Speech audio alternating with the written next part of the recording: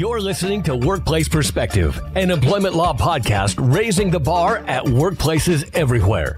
Workplace Perspective is a regular podcast series for employers and employees focusing on education, training, and the law to help organizations of all sizes develop and maintain successful workplace relationships.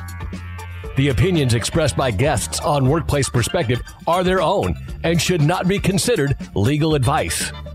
And now, here's your host, Teresa McQueen. Thank you, James, and welcome everyone to Workplace Perspective, where we are striving to raise the bar at workplaces everywhere. In honor of Veterans Day, we have two special guests. First, we'll be talking with Chris Johnson. Chris is the president and CEO of Nation's Finest, an organization whose mission is to support America's military veterans and their families with a comprehensive approach to housing, health, and employment, helping them to achieve self-sufficiency and to reach their full potential. In the second half of our show, we're going to be joined by U.S. Navy veteran Jason Henry. Jason is the Performance Improvement and Innovation Director at Nation's Finest, and he's going to be sharing his first-hand experience as a veteran who's reintegrated into civilian life after leaving the military. And he's going to share some of his story and some of the stories from the people that he's helped at Nation's Finest. It's going to be a great show. Don't go away. We'll be right back. Workplace Perspective has a new website. Visit us at www.workplaceperspective.com. Check out our new look, including our featured guests and archive sections. Share us with your friends and colleagues to help us continue to raise the bar at workplaces everywhere. Welcome back to our listeners, and welcome to Workplace Perspective, Chris Johnson and Jason Henry. Thanks for inviting us. Looking forward to this. Yeah, thanks for having us. Yeah, I'm so excited to have you both on the show. So, as I always do, I'm going to ask you both to do a little bit of a self-introduction. Chris, let's start with you. Why don't you just tell our listeners a little bit about who you are and what you do?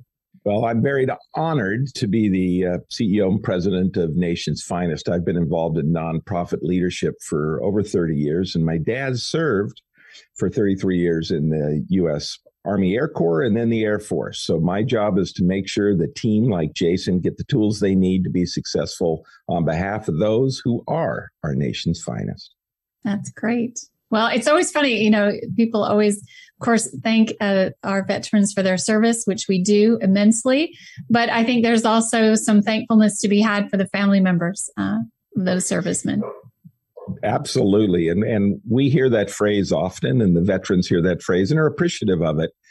But what we try to do is actually do things to speak to that phrase and actually bring it to life, as opposed to just saying thank you. We try to make sure that they get back on a pathway. They and their families get back on a pathway toward a normal, successful life. Jason, why don't you tell us a little bit about who you are and what you do at Nation's Finest? Yeah, thanks for having us. So basically, as the Performance Improvement and Innovation Director, I get to look for new and fun ways to serve our veterans. I say fun because it's always an exciting prospect to look out into the veteran community, try to identify a need that isn't being met, and then see if we at Nation's Finest can come up with a way to fill that need. It's a lot of research and data, internal and external, but seeing something come together that was once just a bud of an idea into a real program that's bringing veterans into the fold of the sort of Nation's Finest family is really fun and really, really satisfying. I think that's great. And if I didn't say it, thank you for your service as well. I want to let's just talk about what you guys are seeing, the people that you're dealing with, what the organization does to help them. If you want to jump in, I'll just hand it off to the two of you, and let's just hear about what you do. Well, Jason, do you want to give a little bit of background and experience from when you were a site director and the types of folks you saw coming in? And I can give a direct story as to somebody who is now a board member who started out as somebody struggling for themselves. So, Jason, if you don't mind, why don't you take it first, and then I'll jump in right after you. So a lot of what we do is focused on veterans who are kind of in one of the worst places they can be, whether they're, struggling with substance abuse or mental health issues. They find themselves homeless, lost contact with the family support systems or community support systems that are out there. We have the honor and privilege of sort of bringing them into our programs, giving them some structure, giving them some tools and support, helping them reconnect with what they really truly want. Because I don't believe that anybody wants to be homeless. It's a consequence of many factors. And we help to try to help them to rebuild what they have disconnected with, and helping them to get back into kind of living the life that they want to live. I think that a lot of times folks can sort of misconception that programs are designed to force a solution down the client, into the client's pathway. And that's really not what we are set out to do. We're trying to get them to live the best possible life that veteran and that veteran's family wants to live and move forward with in the future. So it's providing those supports. And it can look a lot of different ways, whether it's employment and training, whether it's connecting with other community partners and services out there, getting benefits through the Department of Veterans Affairs, providing them a roof over their head and 3 meals a day, providing them with counseling, whatever it takes. We've always considered ourselves a resource center, insofar as we have our programs, but we will connect our veterans and their families with any service out there that will help them become successful. So it's a community awareness project. It is relationships building, and it's of course the direct services that we provide. I think that's great. I love what you said about making it unique to each individual. That takes a lot. It takes a lot of effort, but I think that people forget that, and you find it in all kinds of things. People who want to help the homeless, and they don't think about. They think about, oh, this would be great. I remember reading something about putting together, people put together bags that you can hand someone, when you come up on the freeway and there's someone standing there on the freeway and you can hand them something. But the things they were putting into these bags were things that these people, it didn't help them, Right. Food that was too hard to eat, or, stuff that could put them in danger, giving them something that was too much value that might put them in a compromising position or endanger their lives or something. But to think about what it is that each individual needs, like you said, to lead their best life, not what you think they should be doing or Exactly. What you think is best for them from even just an organizational standpoint. I think that's awesome. I love that focus. Super important. Well, and I know there's a program, especially in California, but it's nationwide, with a lot of agencies where they talk about housing first. I don't know if you've heard that term mentioned before, but even with employment, we've learned that making sure they're stable in their living situation is the very first thing you have to accomplish. Because yes, having a job is critical, but if you don't have a place to stay, if you don't have a place to go to after that job that's consistent and stable, it's an issue. So that's why homelessness has been a huge part of what we do. I mean, you've got in just last year, you had over 580,000 unemployed veterans. Over 10% of those folks were on the street. So it's like, okay, those two things go together. So that's why we didn't want to forget them. If I can I tell an early story about the early days? Of course. Nation's Finest was founded originally as Flower of the Dragon. And that was a term that this group of Vietnam veterans said, resonated with them. And so that's why they liked it. But as those of us that are old enough to remember, Vietnam veterans were not treated very nicely when they came home. In fact, some were spit on, etc. And these veterans found each other in a bar and said, we got to do something about it. And so they came together to fix it. And they ended up literally just setting up a pool table in the back of another business and inviting veterans, especially Vietnam era veterans, to come and play pool.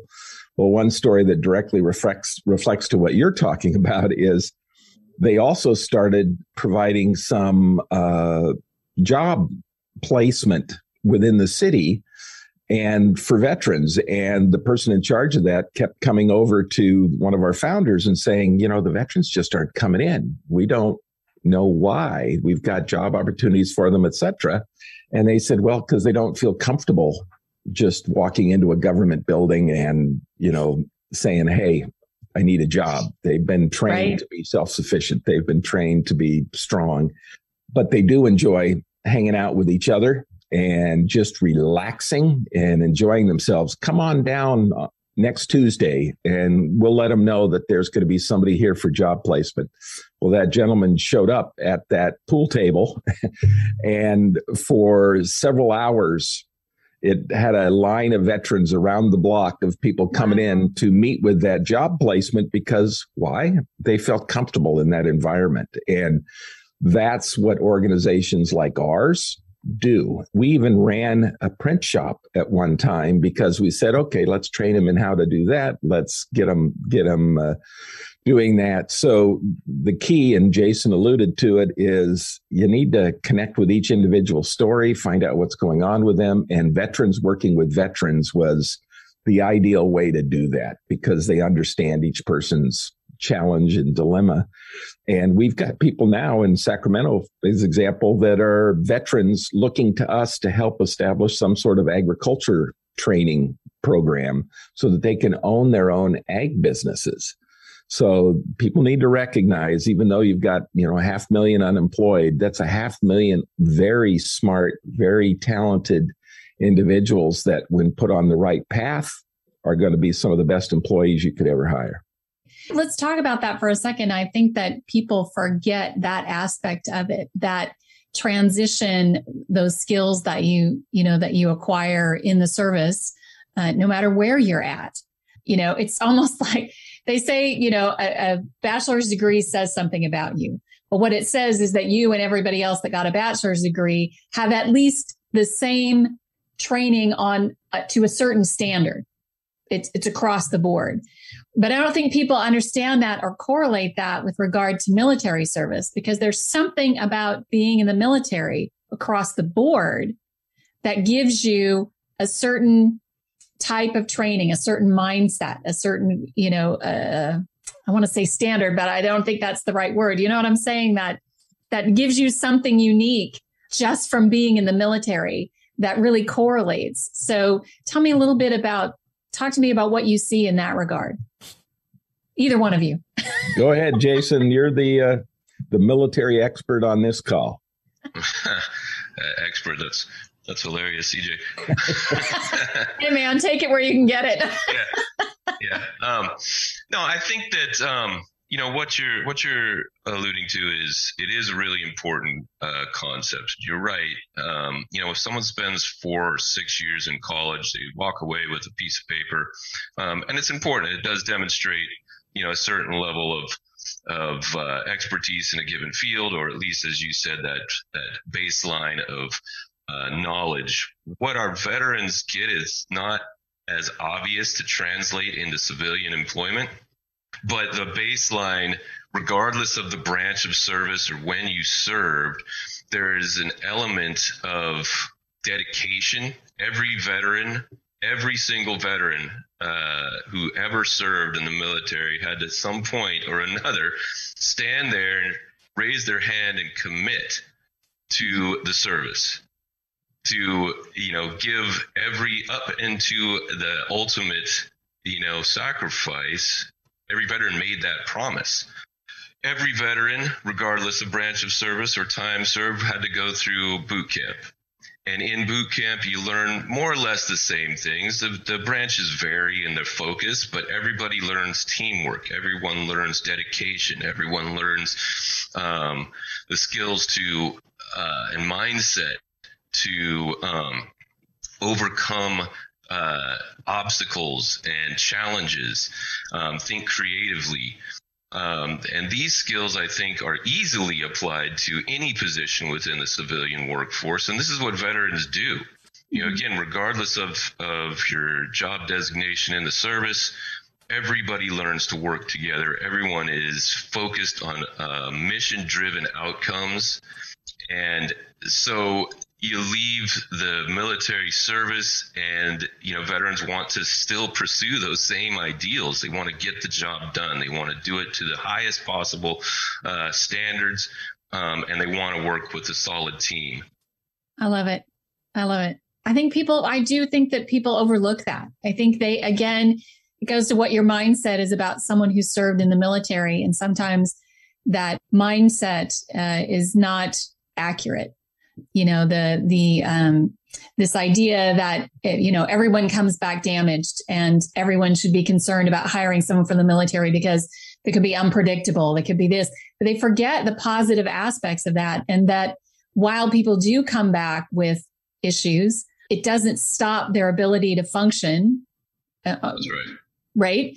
And they can still, have all those wonderful attributes that you talked about and be a great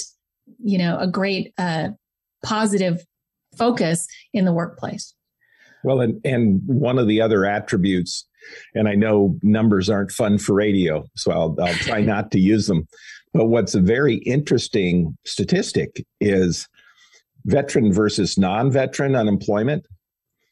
There are less veterans by percentage unemployed than there are the general population. And that says something. Although we just talked about having 580,000 plus unemployed veterans, by percentage, that's lower, which means veterans are, as Jason alluded to, they've got that commitment, they've got that dedication, they've got that perseverance to get there, do the job, and make sure it gets done right. And so I think, as you alluded to, it's almost the opposite of what you said. They don't come in damaged. They come in with an attribute that is hard to train, which is dedication, persistence, etc.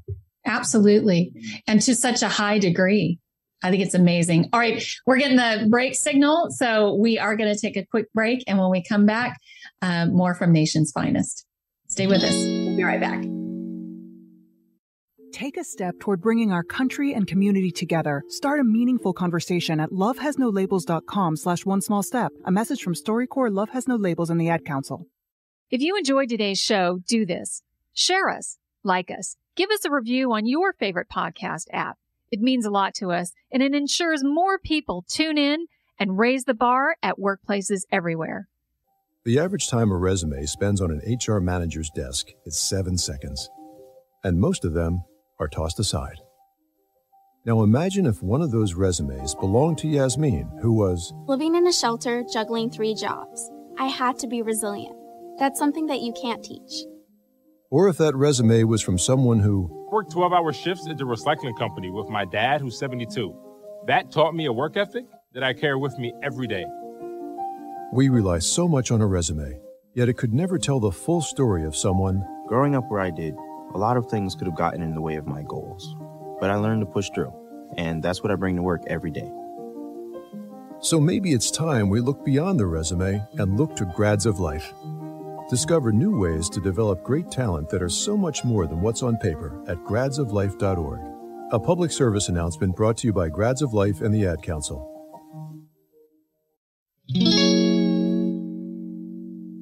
Welcome back, everyone. We are talking with Chris Johnson and Jason Henry of Nation's Finest about what their organization does for veterans. We've had some great information. What I'd like to do right now is sort of switch and kind of talk a little bit to you, Jason, if you would just share your experience about coming out of the service, looking for work, what that was like, and what it's like for the people that you help. Yeah, no problem. So, when I got out of the Navy, like many veterans, I think the last thing I really wanted to do was to be a part of any sort of military organization where I just wanted to grow my hair long, grow my beard, wear whatever I wanted to wear, not wake up at 5 a.m, things like that. And so, I did that. I moved up to Humboldt County and lived out in the mountains for a long time and just sort of escaped for a while. over the years, I did odd jobs here and there. I worked as a event security for a long time.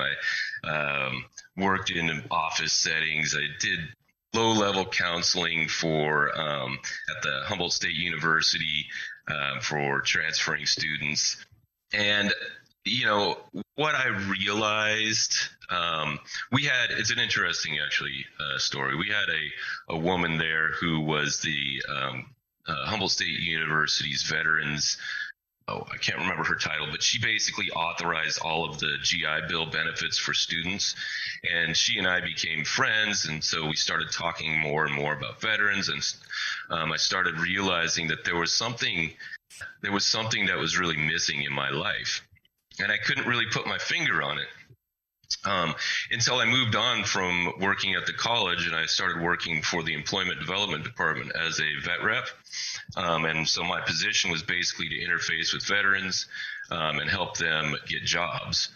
And when I moved into that position, I suddenly had this epiphany of what that giant hole in me was, which was that I was disconnected from all of my veteran brothers and sisters out there. When I started engaging with folks who were speaking my language, who I could talk to about what it was like in boot camp or being out at sea or, being in different countries and stuff like that, and folks who had the same experiences, it became this really just sort of cathartic lifestyle where I knew that people understood at least a part of my life. Right. I stayed at the Employment Development for a little while, only less than a year actually, before and during that time I was working with the Nation's Finest branch up in Eureka, California, and I developed some friendships there and partnerships. Basically, the executive director recruited me over to the Nation's Finest side of the house, and as CJ said earlier, the culture was so strong with this veterans helping veterans that I felt immediately like I was home, if that makes any sort of sense. It wasn't just a job, it became like my purpose, so I would wake up in the morning and be able to say to myself, wow, what veterans do I get to serve today? Where am I going to find these folks? Seeing veterans come into our programs, it's an amazing transition to watch.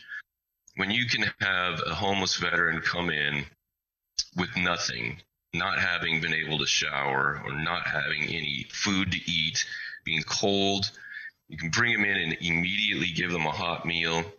You can give them a place to sleep. You can give them some case management and start helping them work through things, showing them solutions and giving them hope. Hope is probably the most important element of what we do, which is just showing someone that, it doesn't have to be this way. Everybody's made mistakes. Everybody's had tough times. Everybody can recover, and we're here to help. And I always like to talk about how we could see a veteran come in, and maybe 2 weeks later, maybe 3 weeks later, all of a sudden you see them wearing their old Army hat. Oh, yeah. And they're starting to take pride, and you start hearing them sort of ribbing each other about their branches and stuff, which is like, something that every veteran likes to do. Of course, their branch is the best branch, et cetera, et cetera. Right. When you start seeing those things happening, you know that people are healing. It's funny. I used to say that, every veteran coming into especially when I was a site director and I was overseeing multiple programs, and I'd talk to our staff and say, every veteran who comes in here is our veteran. Right. They belong to us. It's our responsibility to do whatever it takes to get them back on the path that they want to be on. And I think that's something that's carried through, and it's a part of the Nation's Finest culture, is that they're our veterans.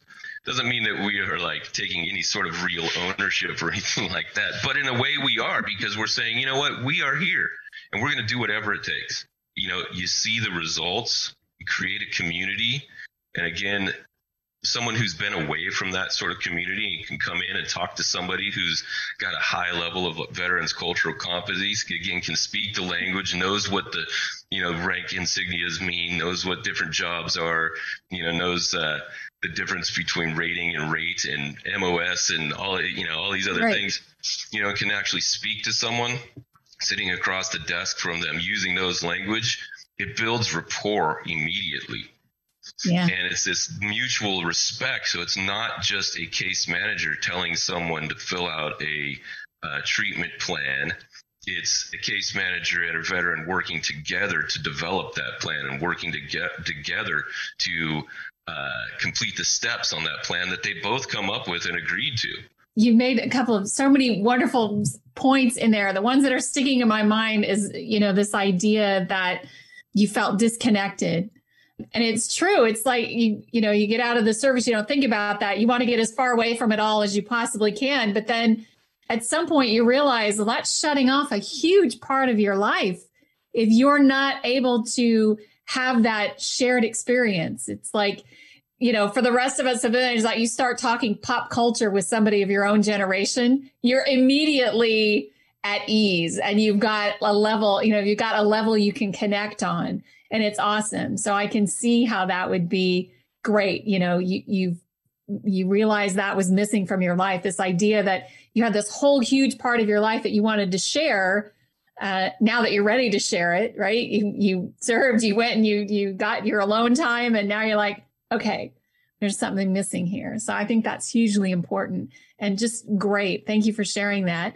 We're not a political show, but I do think that we've gotten a little bit away from this sense of what it means at the heart to be an American. And I think that we learned so much from the Vietnam experience that I think we all need to have a sense of this idea that these are our veterans and that part of their service, it's not just getting people to recruit, getting them to serve, appreciating that service and what they do. And okay, you're done. Thank you very much, right? Part of that experience and part of our civilian support shouldn't stop the minute somebody stops service because it translates to so many other areas.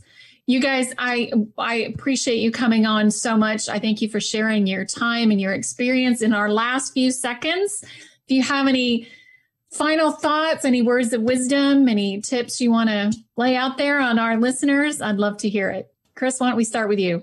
Mine would be to make sure that you reach out to agencies such as ours if you are looking for employees, because obviously we've got access to some amazing people. And the other is if you are a veteran and you are struggling with any of the issues we talked about today, it's okay to reach out to what the term is battle buddy or somebody else that you know and just say, hey, can we chat a little bit and reconnect? And on Veterans Day, I know we celebrate the veterans and recognize them, but sometimes it's better just to pick up the phone and make a call. And if you're one of those people that isn't receiving a call, we'd love to talk to you.